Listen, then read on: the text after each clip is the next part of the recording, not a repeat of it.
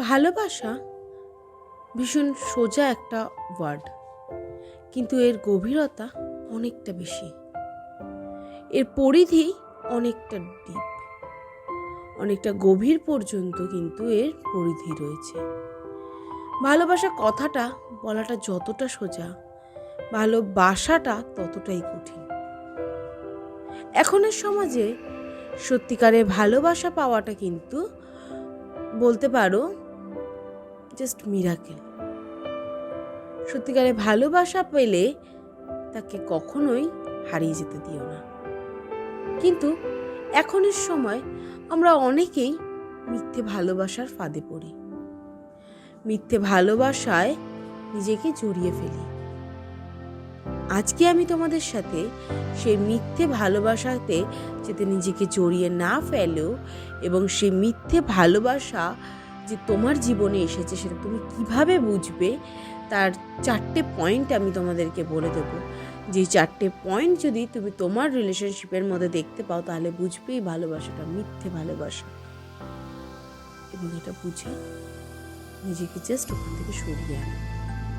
এতে দেখবে তোমার লাইফটা অনেক সুন্দর হয়ে গেছে। তুমি যে ভুলটা করতে যাচ্ছিলে সেই ভুলটা থেকে নিজেকে শুধরে নিতে পেরেছ। তো চলো বেশি কথা না পারিয়ে দেখে নিই পয়েন্টগুলো কি আছে। নাম্বার 1, তুমি যাকে ভালোবাসবে সে যদি তোমাকে সত্যিকারে ভালোবেসে থাকে, তার ভালোবাসায় যদি কোনো রূপ খাদ না থেকে থাকে, তখন তুমি তাকে যখনই বিয়ের কথা বলবে সে তোমাকে কিন্তু সেটাকে এনকারেজ করবে। কিন্তু তোমার প্রতি থাকা ভালোবাসা যদি তার মিথ্যে হয় তাহলে সে কিন্তু বিয়ের কথা শুনতেই নিজেকে গুটিয়ে নেবে, নিজেকে তখনই এড়িয়ে চলে যাবে সে বিয়ের কথাটাকে। হ্যাঁ, এখন করছি না, একটু পরে কটা দিন যাক, এই করে করে সে এড়িয়ে যাবে নিজেকে। তো এটার মানে কিন্তু সে তোমাকে মিথ্যে ভালোবাসছে। কারণ যে তোমাকে সত্যিকারে ভালোবাসবে তার কাছে ফার্স্ট প্রায়োরিটি হবে তোমাকে তার ফ্যামিলি মেম্বার করার। কিন্তু সেক্ষেত্রে তুমি যদি বিয়ের ব্যাপারটাকে বাড়িতে না বলো বা বিয়ের বিষয়টা নিয়ে যদি কথা না এগাও তাহলে তো জিনিসটা হবে না, তাই না? তো এটা যখনই তুমি করতে যাবে আর সে যদি সত্যিকারে তোমাকে ভালোবেসে না থাকে তাহলে কথাটাকে এড়িয়ে যাবে। নাম্বার 2, কখনো তোমাকে বুঝবেই না।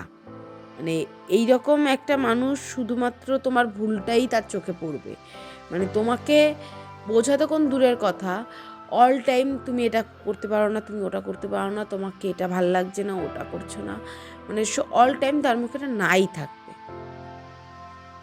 এই নাটা যদি দেখতে পাও বা তোমার প্রথম হয়তো তোমার প্রতি তার একটা আলাদাই ফিলিংস ছিল, একটা আলাদা ফ্যান্টাসি ছিল, কিন্তু এখন যদি সেই ফিলিংসটা কমে যায় তাহলে বুঝবে তার তোমার প্রতি কোনো রূপ ইন্টারেস্ট ছিল না।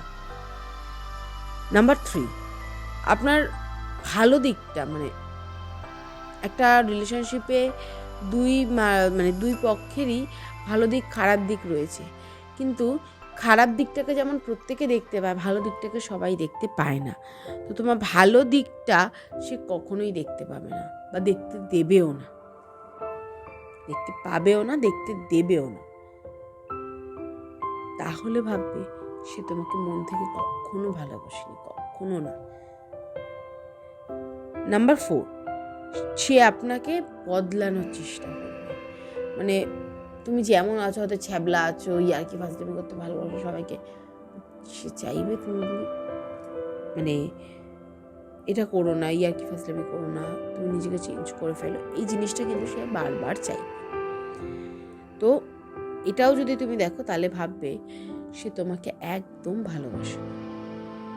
আর নাম্বার 5 এবং লাস্ট পয়েন্ট হচ্ছে কথায় কথায় দিব্যি দিয়ে কথা। কারণ তার তোমাকে তোমার বেঁচে থাকা বা তোমার ভালো থাকা খারাপ থাকা কোনো কিছুরই কিন্তু কথা সে দেয় না, কোনো কিছুর দায়িত্ব সে নেয় না। সে প্রত্যেকটা তোমার ভালো থাকা খারাপ লাগার কোনো রকম দায়িত্ব তো সে নেয় না এবং তাতে তার কিছু এসেও যায় না, তাই মানে কথায় কথায় দিব্যি দিয়ে কথা বলতে পারে। আজকে আমি যে 5টা পয়েন্ট বললাম, যে 5টা পয়েন্ট যদি তোমার রিলেশনশিপের মধ্যেও থেকে থাকে তাহলে বুঝবে বস, এটা কিন্তু একটা মিথ্যে ভালোবাসা, এর মধ্যে সামান্যতম সত্যতাও নেই। তো ভিডিওটা কেমন লাগলো আমাকে জানাতে ভুলবে না। ভালো লাগলে লাইক করে দিও, সাবস্ক্রাইব করে দিও আমার চ্যানেলটাকে, এবং তুমি তোমার সেই বন্ধুদের কাছে শেয়ার করো যারা এখনও এই রিলেশনশিপটাকে নিয়ে একটা দোটানার মধ্যে রয়েছে, যেটা সত্যি না মিথ্যে, সত্যি না মিথ্যে।